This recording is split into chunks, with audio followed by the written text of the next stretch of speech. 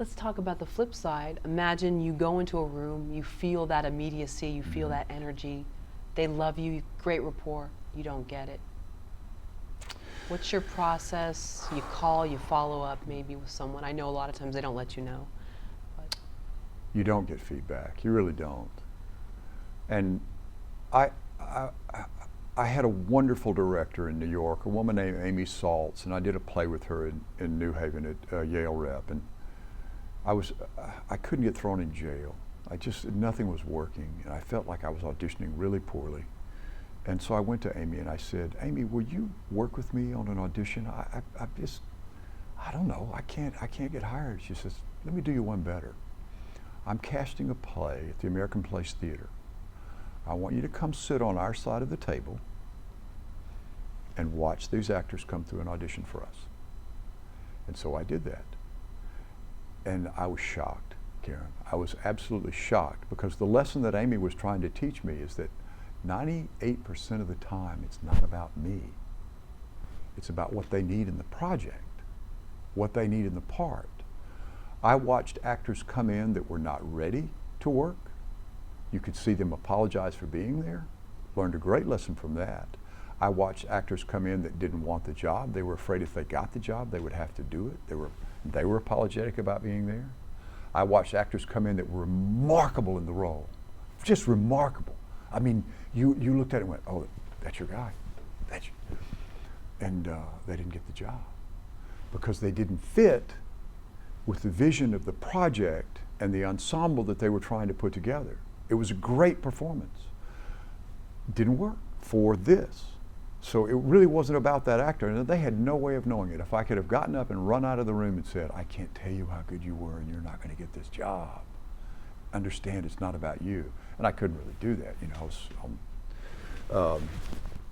And then I watched actors walk in that were utterly professional, and they did their work, and it was good and it was solid, and they said thank you and turned and walked out. And I learned that too. I learned better to have them have to reach to you to keep you in the room than you to linger too long. Get up and go. They'll stop you if they need you. And that was a great lesson for me.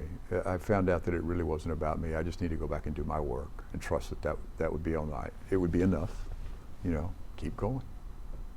that's interesting. That's like that psychology of keep them wanting more. Yeah.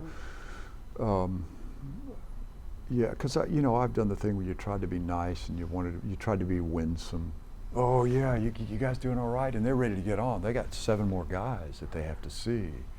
And I really liked your last project, you know, and they're sitting there thinking, how are we going to get this big lug out of the room?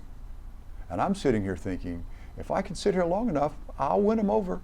And it doesn't work that way. They're doing a job and I'm doing a job. Let's just do our job. And especially if I nail the audition, I'm out of there. They're gonna have to catch me by the coattail. I'm done, I'm gone. Because I did what I was supposed to do. I did my job. And I can't do it any better, I can't do it anymore. I had an experience with the unit, with David Mamet, and I was pretty excited about auditioning for David. And I knew the character. It was a guy, I knew the places in Georgia that the guy had hunted. I knew what his military bearing was. It turned out that he was a man that was in a wheelchair. He had been paralyzed in a helo accident in Grenada, based on a true character. And when I was a kid walking home from football practice, there was a guy named Mr. Metlock that would hear me whistling coming down the street. He'd been in a railroad accident and lost his legs. And he would always come out. I was 7 years old. He would come out and he and I would talk. I would just stop there on the corner and talk to him. And he was fascinating to me because he smoked a pipe. And you know, as a kid, you're watching everything. Well, the ash would fall out of the pipe and burn a hole in his trousers. But of course, his legs were wooden, so he never felt it. But I just unconsciously studied everything about him. So when I had to play the guy in the wheelchair, when I sat down, I was Mr. Matlock. I was the guy in the chair. And they didn't get the camera on, Karen. It was a new girl who was working it. And moreover, I had taken pages from the script and I said, I appreciate these sides that you've asked me to read, and I'll do that. But the character's over here in this scene. And I gave David a copy of the sides, and I gave the casting director a copy of the sides, and I said, may I read this? And they said, David, you know, Mamet, he'll play. He said, sure. And the casting director, because David said sure, said, sure. And, but they didn't get the camera on. And I was 2 hours away heading to Palm Springs for a charity golf event. And my agents called and said, they didn't get the camera on, will you come back?